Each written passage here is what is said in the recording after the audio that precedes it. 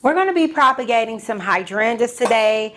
This is the time of year that if you are wanting to have hydrangeas to use in different arrangements and such for your next season, now is the time to take your cuttings.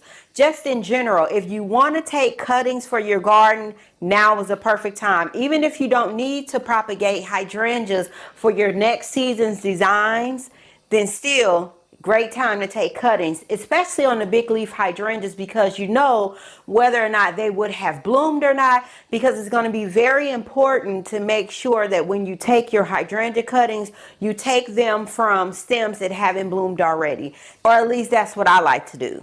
I have my tea here. I'm drinking tea today versus coffee, and I am drinking a herbal tea with ginger and hibiscus. I love, love, love my tea. But while I go outside and start taking my cutting, I am going to prepare my tea here. While my tea is steeping, we'll be outside in the garden. We'll be taking cuttings, and then it should be just right. I have some piping hot water here in my tea kettle. That way it pulls out all of the flavors from the tea. And it's loose leaf tea. I like bag tea, but I don't know if it's just me, but I noticed that you get more flavor out of your loose leaf tea than you do your bag tea. So maybe it's just me. Drop down in the comment box. Let me know what you're drinking. Are you drinking tea today, or are you drinking coffee? So very simple. We're going to set this to the side here. And what I like to use is I like to use a bowl, and then I also have my distilled water, and I pretty much like to already have water inside of the bowl, although you don't necessarily have to have water inside of a bowl. I just like to do it. It's easier for me, and that way I make sure I have the best success for the cuttings that I'm using. So I just take some distilled water. And I like to use distilled water because sometimes our water inside of our house from our faucet, those come heavily equipped with chlorine in the water. And so sometimes it can be harder to get those fresh roots. So just some regular distilled water, nothing fancy. Don't worry about the brand. You can order it offline from Amazon, or you can go ahead and you can get it from your local grocery store. So nothing major. So let's go take some cuttings. And actually, I'll pour a little bit more water inside of the bowl. Also, one more thing to remember, when you take your cuttings, try to get your cuttings in the morning time, or try to get your cuttings in the late afternoon.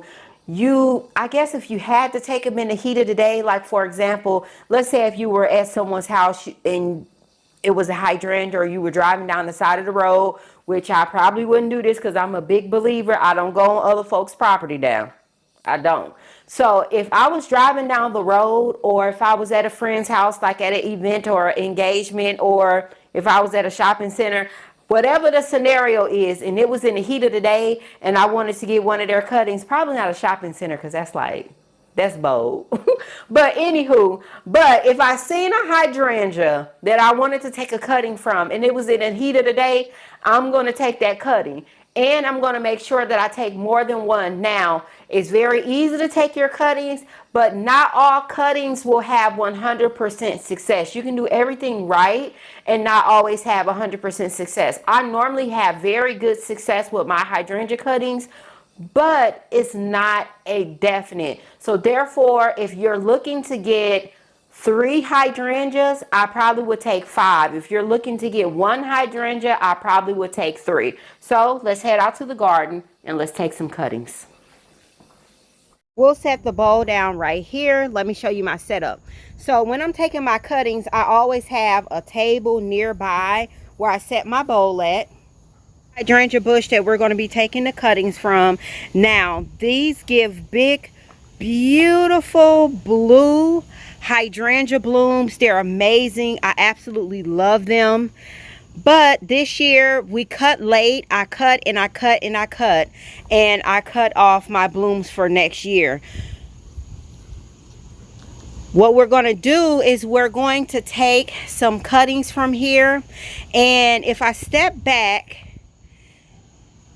you can see how large the big leaf hydrangeas get. They're very huge. So sometimes I'll see where people are coming in and they're putting all of these big leaf hydrangeas together, like pushing them together like one true big leaf hydrangea. If it is a variation, like where they've been bred to get smaller in size, but for the most part, your big leaf hydrangeas are going to get huge. This is one bush right here, just one bush. And not to mention, I cut it back every year because I always take cuttings. Of course, we have a weed right here that is just as tall as the big leaf hydrangea. So I am going to pull that weed. I am going to pull this weed right here. Come on, Papa. Come from over there. Come on, boy. Good boy, boy. Take some cuttings, and then this is actually a pathway right here. But as you can see, the hydrangea has encroached into the pathway. So every year, typically what I'll do, if it blooms out, I'll come in and I will go ahead and I will cut this back. Like I'll trim it back. So I'll leave a little bit to hang over into the walkway, but for the most part, I'll go ahead and I will cut this all the way back. But this year, since it didn't bloom, I knew I was going to take cuttings.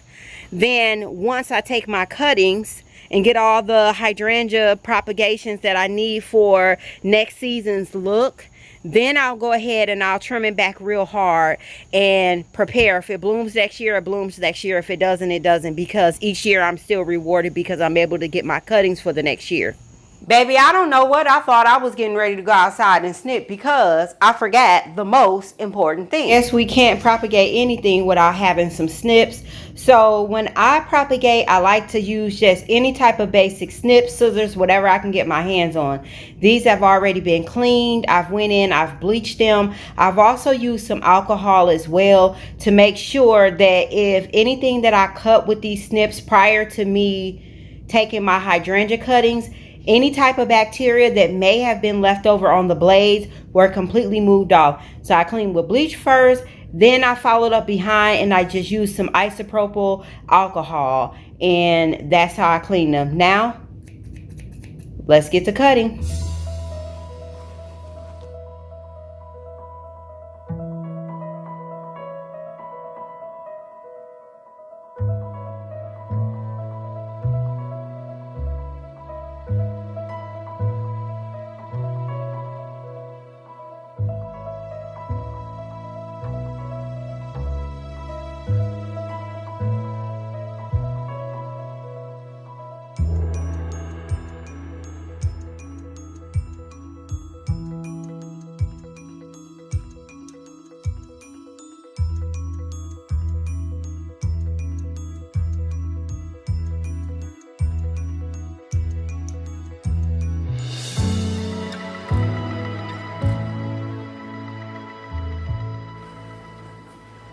We'll set our hydrangea cuttings down. Real simple. The supplies that you need, we're going to be using some perlite. You're going to need some type of rooting hormone. There are alternatives that you can use for rooting hormone. I just use this, so I'm going to show you what I use. And the distilled water, we are going to use that again on this step here, not this distilled water, because if we brought in any bugs or insects, we want to leave them in this water. We don't want them to come over into our new atmosphere. Now, I am also, let me go wash my hands. Now, let me explain. Rooting hormone. When you're using your rooting hormone, take a separate dish. That way you can keep your rooting hormone clean, if you will. Some people will stick it directly into the rooting hormone. You do with it as you wish. I just get like a paper towel. I'll get paper, whatever I'm using for that day that I have close by. I'll just go ahead, and it doesn't take much rooting hormone. And I'll be sure to link the rooting hormone on my Amazon page, which I think is already linked on there, but I'll link it in the description box, as well as some of the most asked for items like my scoopers. They're on my Amazon page. So feel free to go over there and help support the channel. There is a commission that will be raised. I just like to be honest. There's no point in beating around the bush. There is a commission, a small little amount of money that I will see from your purchase. And I mean small, honey. I mean small to where it ain't buying me a cup of coffee.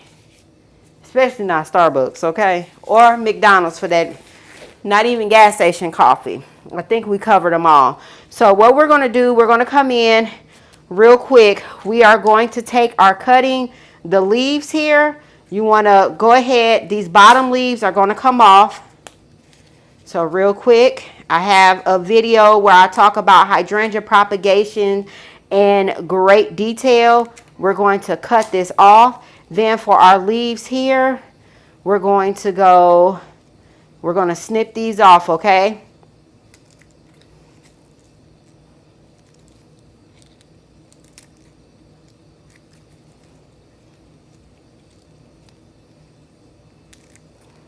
The one in the middle, you can keep that on, or you can take the one in the middle off, just like that, and you're left with just 4 leaves on here. 1, 2, 3, 4. And then from there, you just dip it into the rooting hormone. But my perlite, now you can do this with soil. You actually can take your hydrangeas and stick them directly in the ground and get success too. It's so many ways to propagate hydrangeas, honey. If we talked about them all, we would be here for a very, very long time. Now your perlite is going to be a little bit dusty.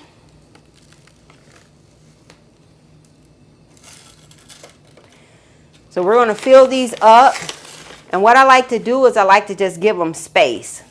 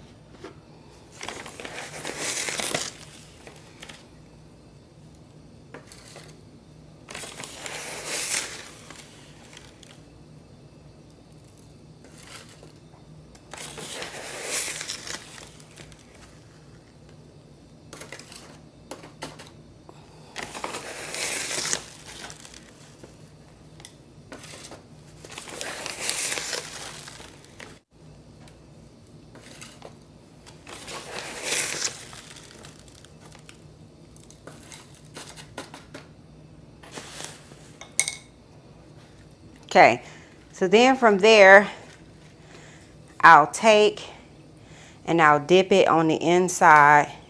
Then from there, we'll take our water and we'll just put water in each cell.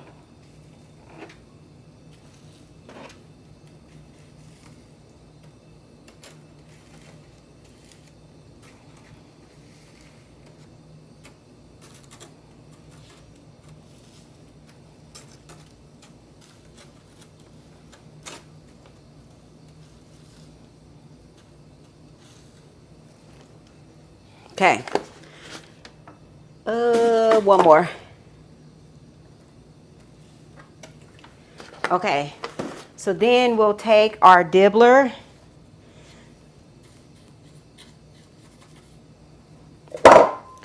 And then we'll take our hydrangea cutting, put it down in there. Sometimes I'll slant it to make sure our lid can go in, and there you have it.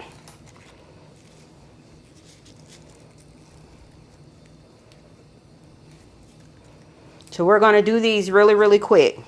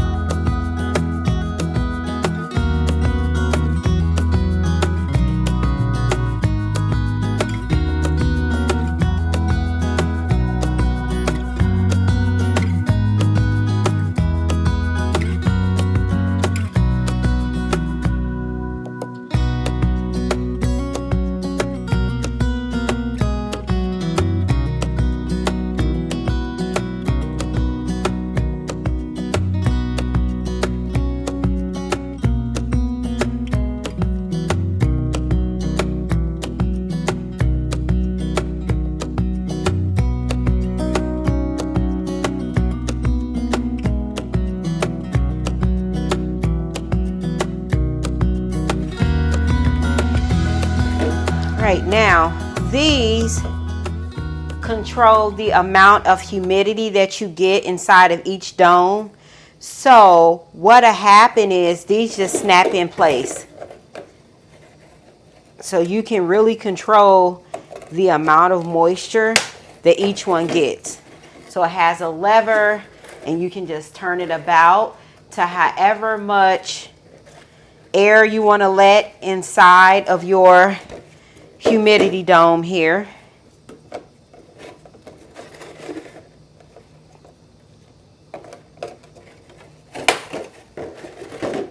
And same with this one right here.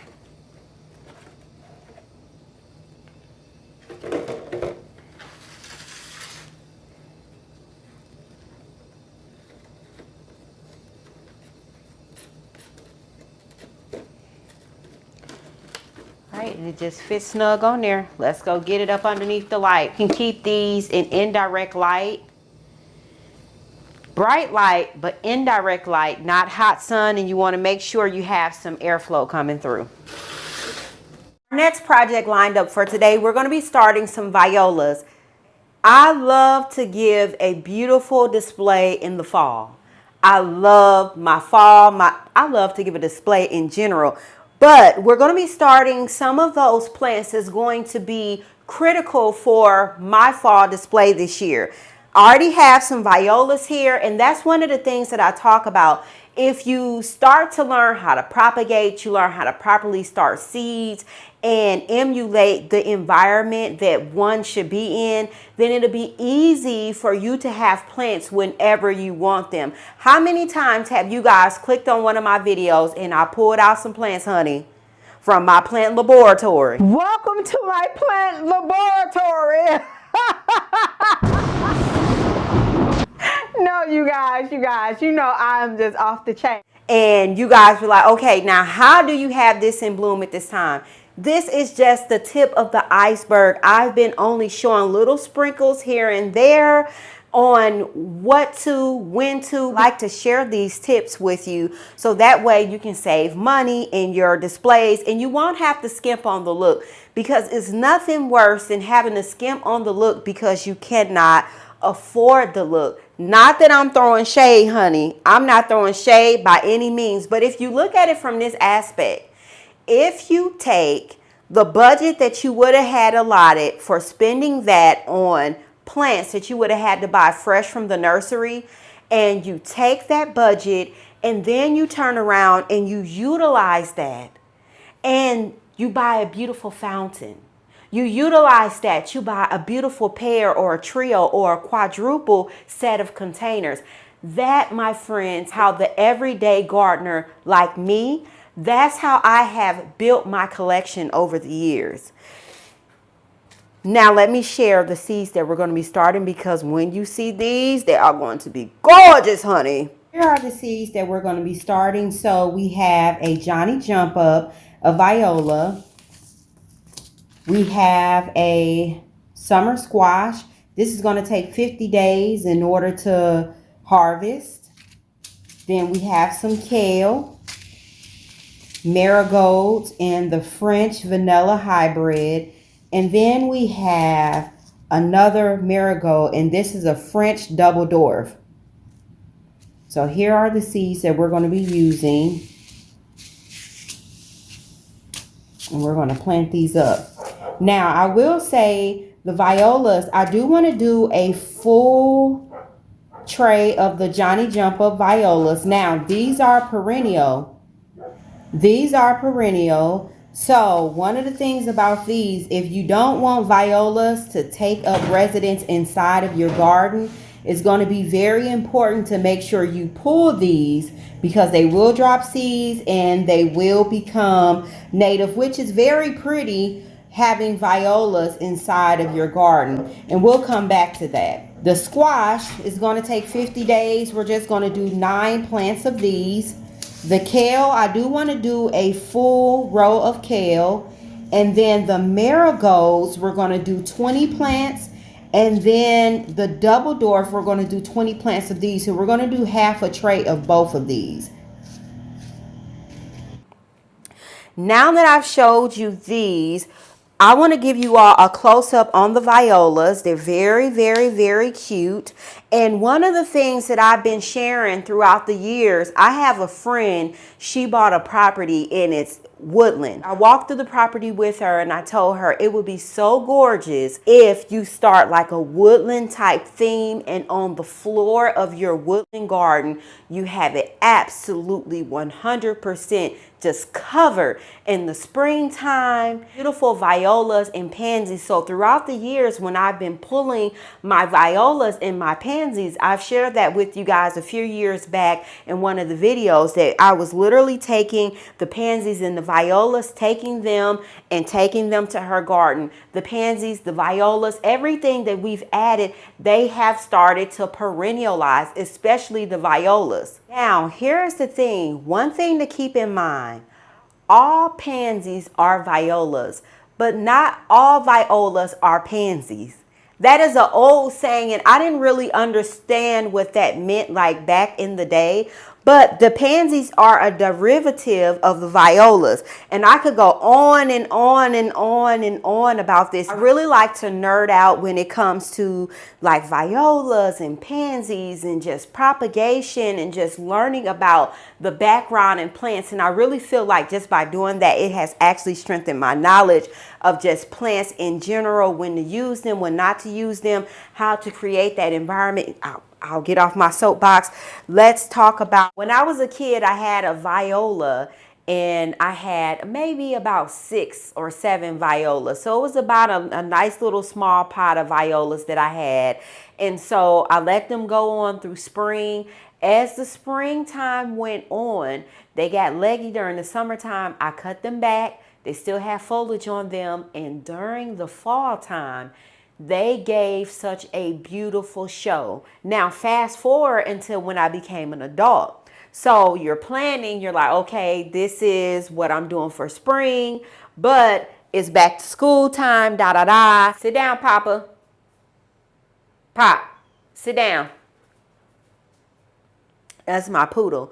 So, you know, you have to buy supplies for your kids, then you have to buy supplies for the school. So I recreated that same exact situation because I knew that the show that I wanted to have, was I going to be able to budget for it, whatever, however. So what I did was I kept my pansies that I planted up inside of the containers that they were in. And I came in, I let them flower out, they fizzled out. And I had a neighbor that came over and she suggested that, and we wasn't in our current home now, but she was like, oh, you need to throw these out. Pansies and violas are no good, da da da, this, that, and the third. Yeah, I mean, if that's the way you want to do it, but this ain't the way I'm doing it this year, right? Because I knew the show that I wanted to have.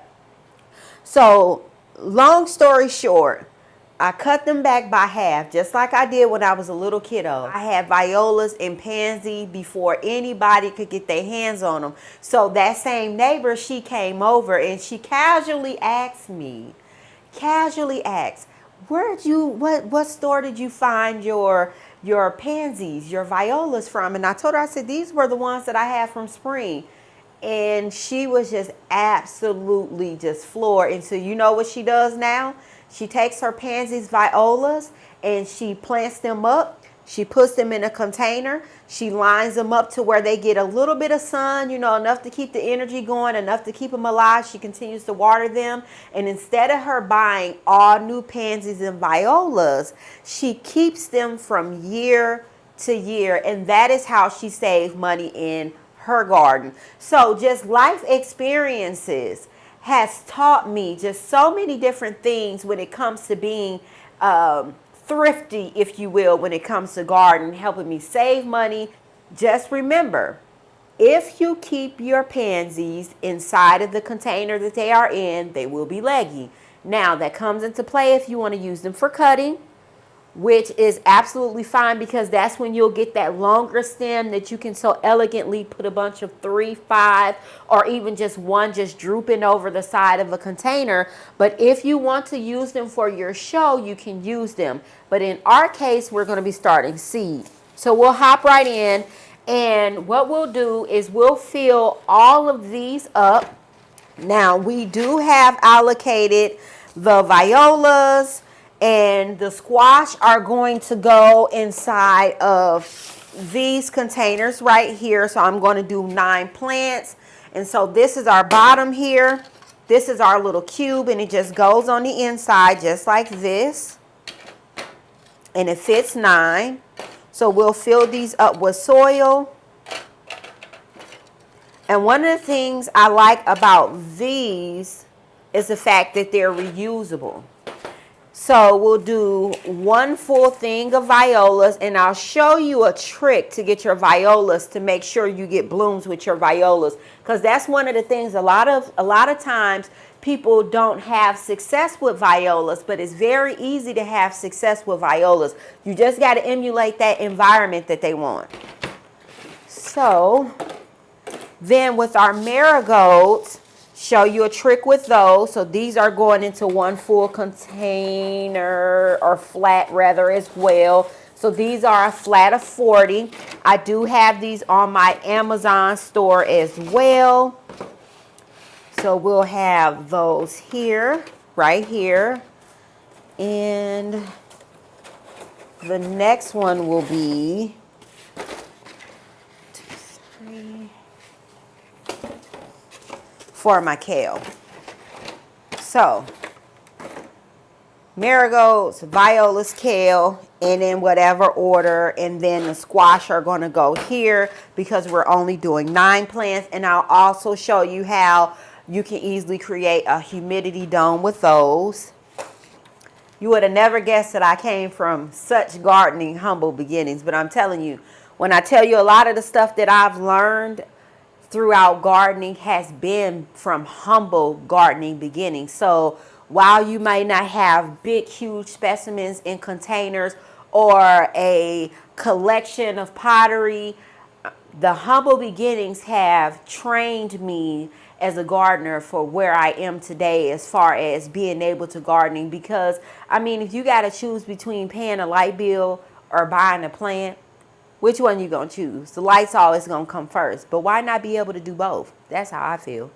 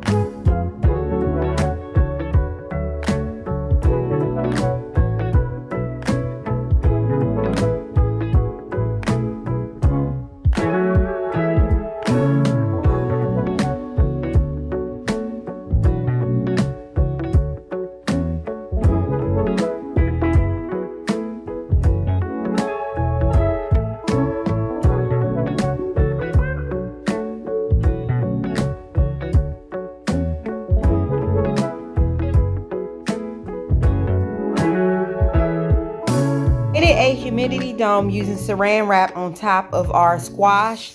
And then for our violas here, let me get them down. We covered our violas. Your violas are going to want to germinate in complete darkness. So cover it with newspaper. You can also use a paper bag, but this is how we're going to store these. We're not going to put our violas on the heat mat. We are not going to put our kale on top of the heat mat, but our squash will go on top of a heat mat, and also our marigolds. Now on to our next project. Because I have a working garden, it means that I use every space of my garden. Every garden room is utilized, and that's one of the beauties of having a small garden. You have those areas where it's actually used. It's not just sitting there for ornamental use, which is nothing wrong with that. Not throwing any shade by any means, honey, because if I had the acreage, it would be on and popping. Oftentimes when I'm working in my garden, I utilize my tables. So we'll clean this up. This is where I soak my plants here on this mat right here. We'll pick this up, put it into the holding area. Matter of fact, let's just do a little bit of light housekeeping first, and then from there, we'll move on to the next task.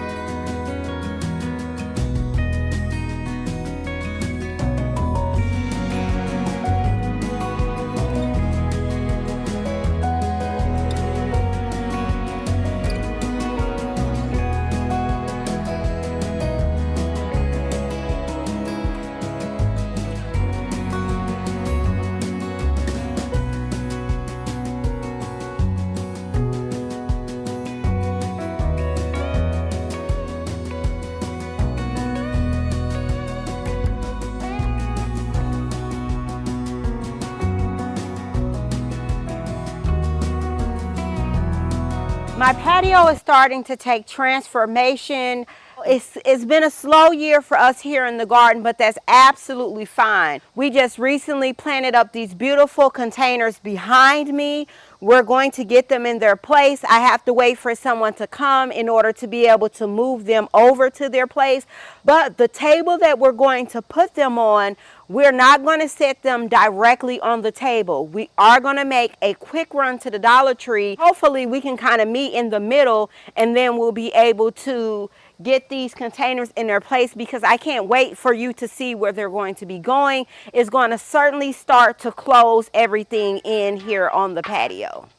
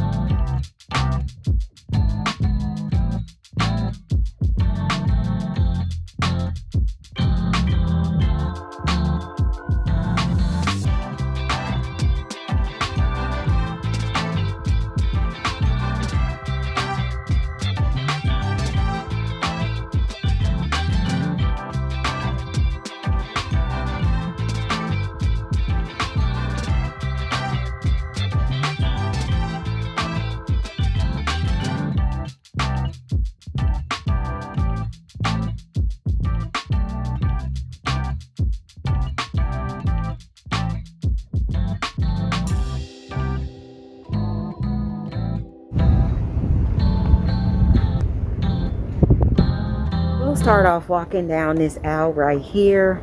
We're going to look for where they have like the cooking and baking pans. So we'll come around this way.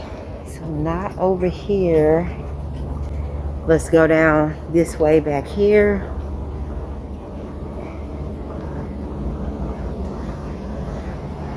Be a good place to start. So I'm not seeing anything.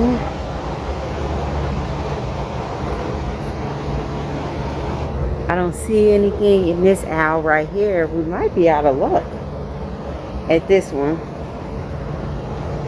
And I have baking pans in this one. Let's walk a bit and go down this way right here. Go to Barnes. Excuse me. Oh, I'm sorry. Thank you so much. All right, so it looks like we have some baking pans over this way. Yeah. So now here is a smaller size right here. These will work, but we need a bigger size. These are 125. Let's keep looking. We definitely know it's not any in this aisle right here.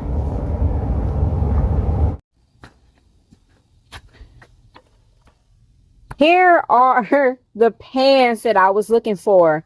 So these are simply just pizza pans. They cost $5, non-stick dishware. And this is what I like to use on the inside as well as the outside. And it's just a gray background. You can spray paint these gold, you can spray paint these bronze, and it just adds a nice finishing look for your containers. So we're going to set these up underneath the containers right here. My son has finally made it home. We're going to get these in their place, but before we plop this down where it's going to go, this is going to go up underneath and it's going to catch all of the water. So I have my table here. So this is just going to sit right on top of the table. And it fits very well. It's actually the same size as the table. It makes for a very nice cover. Don't look at the weeds here. Let's pull this out. You guys, I'm going to have to refinish my patio again this year. That'll help with the weed control. But we're going to now move these two containers in their place. I love them, and I definitely know they're going to be heavy. Backbreaker.